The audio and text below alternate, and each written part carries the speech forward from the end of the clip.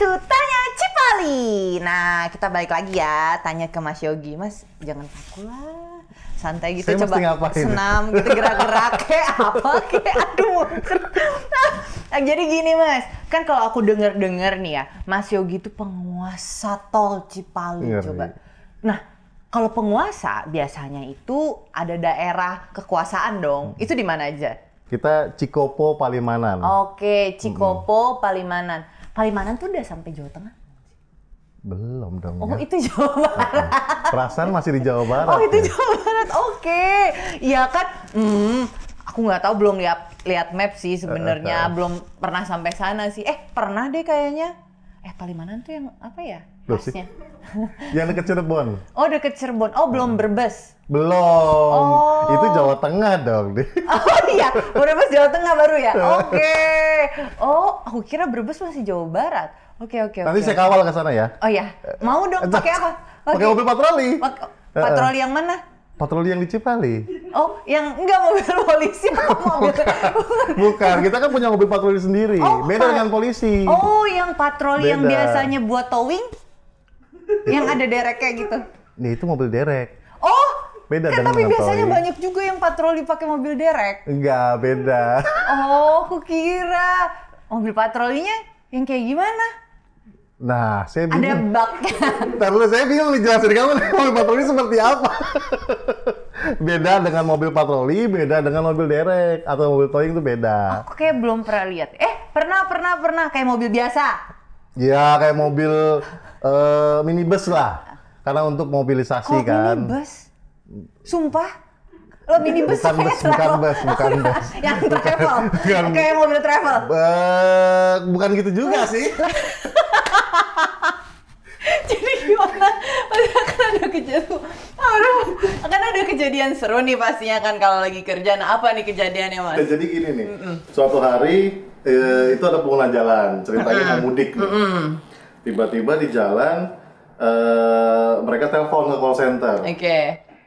Ternyata singkat cerita si pengguna jalan itu bawa istrinya ini sudah sedang hamil. Oh, sedang hamil. Besar? Sedang hamil ternyata Hamil tua? Hamil tua dan memang sudah umurnya nih untuk keluar. Oh. Nah, akhirnya sudahlah petugas medis kita dipanggil.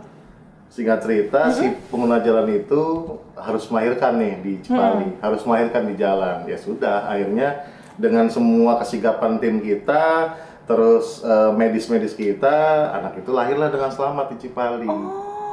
Gitu. Oh, berarti di Lahirnya di jalan loh. di jalan? Di pinggir jalan, jadi kita bikin parameter. Oh, Kita bikin ya parameter ampun. supaya lokasi itu aman. Oh, berarti tapi ada tim medis juga ya kalau di... Ada. Oh. Kita punya tim medis, kita punya tim rescue, gitu. Oh, kebakaran juga ada? Kebakaran harus pakai dinas dong. Berarti itu kan dari luar. Oh, nggak ada. Kita nggak ada. Aku kira kan misalnya kayak pinggir-pinggirnya hutan terus tiba-tiba ada kebakaran hutan kan juga kayak gitu. Enggak, kita bisa panggil rekanan. Oh, rekanan bukan. Kalau misalkan untuk penanganan awal, api-api yang masih bisa ditangani kecil, itu kita punya unit sendiri. Oh. Punya water tank sendiri lah, Dit. Oh, water tanknya itu kayak ini, air kayak truk isi Air isi air dong. mineral. Truk isi air yang Kalau bawa aku air. yang ada manis-manisnya itu enggak Iya, ya? bukan. Yang ini, yang kayak apa namanya, truk air yang biasanya atau emang kayak pemadam kebakaran? Enggak, biasa. Karena kita kan nggak memenuhi regulasi damkar ya. Oh. Jadi hanya kendaraan tangki membawa air gitu. Oh, gitu. Penanganan di awal aja. Penanganan awal ya. Apa ya penanganan awal ya, bener ya? Penanganan awal. Nggak, tadi aku punya istilahnya cuman aku lupa. Ya udah nanti aja deh kalau gitu. Terus selain cerita lucu, apa namanya? Selain cerita lucu, apalagi ada yang kayak serem gitu. Iya serem. Biasanya itu di tol tuh kadang-kadang kalau temen aku tuh kayak, "Dit, hati-hati di kilometer segini gitu." Tapi enggak lah, petugas kita selama tugas di tol nggak ketemu kok sama hal-hal yang katanya mistis ya. Nggak pernah ketemu. Serius? Cuman memang kita punya pengalaman seru ya, maksudnya gini, pengguna jalan itu melintas itu kan lebih jam 12 malam lebih, jam 4 subuh gitu kan gitu ya. Nah itu kan kondisi menyetir juga tentunya sudah mulai kesadaran, lelah ya. Iya, turun kan mulai. Jadinya kita nih penguasa lalu lintas mencoba untuk men-trigger mereka supaya nyetirnya tetap waspada nih. Jadi jam-jam 4, jam 3 subuh, jam 5 subuh itu kita selalu menyalakan sirine di kendaraan patroli.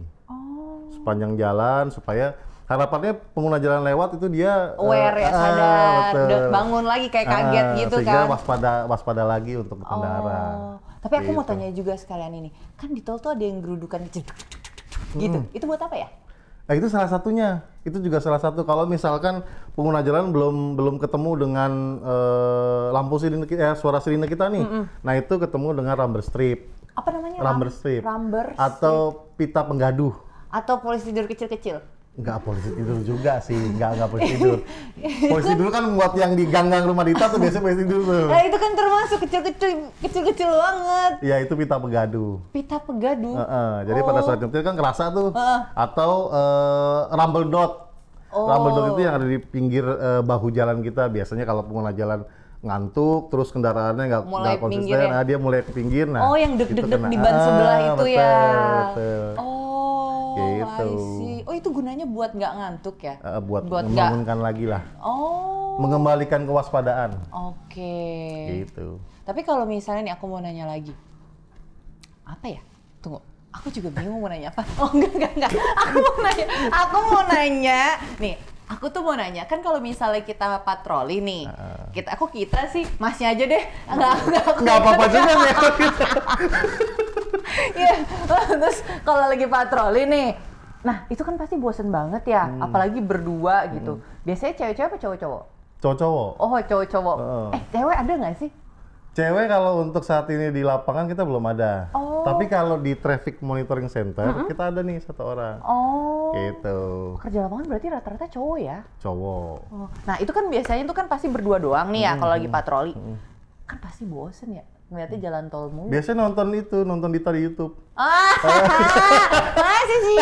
Aku terharu, oh my god, tidak. Ih seriusan. Ngilangin bosen biasanya. Nyanyi-nyanyi, karaokean?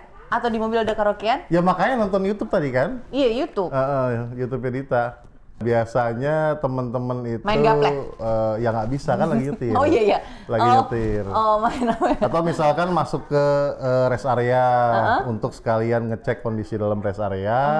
Mereka sekalian stretching lah ibaratnya. Keluar dari kendaraan, terus ngobrol dengan security rest area. Atau mereka biasanya kalau memang sudah ngantuk sekali, nggak ketahan, mereka siram tuh mineralnya di kepala. Oh tapi cowok sih, jadi enak. Nggak ada masalah. Nggak ada masalah, nggak harus ngeringin rambut. Kalau cewek kan harus ngeringin rambut dulu kalau habis basahin rambut. Gitu. Itu Awas. Tapi aku kepo deh, Mas ya. Kan rest area nih, jauh dari mana-mana kan? Kan? Misalnya jauh dari pintu tol keluar kan. Nah aturan rest area itu kan setelah 30 km harus ada rest area ya? Bener nggak? Iya. Ya kan ya? Setelah 30 km harus ada rest area. Nah orang-orang yang kerja di rest area itu rumahnya di mana ya? Rest area itu. Masalah kan jauh dia di tol, kasian dia tiap hari. Saya udah nyiapin jawaban nih. Ternyata pertanyaan kamu tuh orang-orang rest area datangnya dari mana gitu ya? Iya, kan aku tanya. Iya, aku soalnya penasaran ya. Kadang tuh kalau misalnya rest area jauh dari mana-mana gitu, orang yang kerja di situ, dia kerjanya naik apa?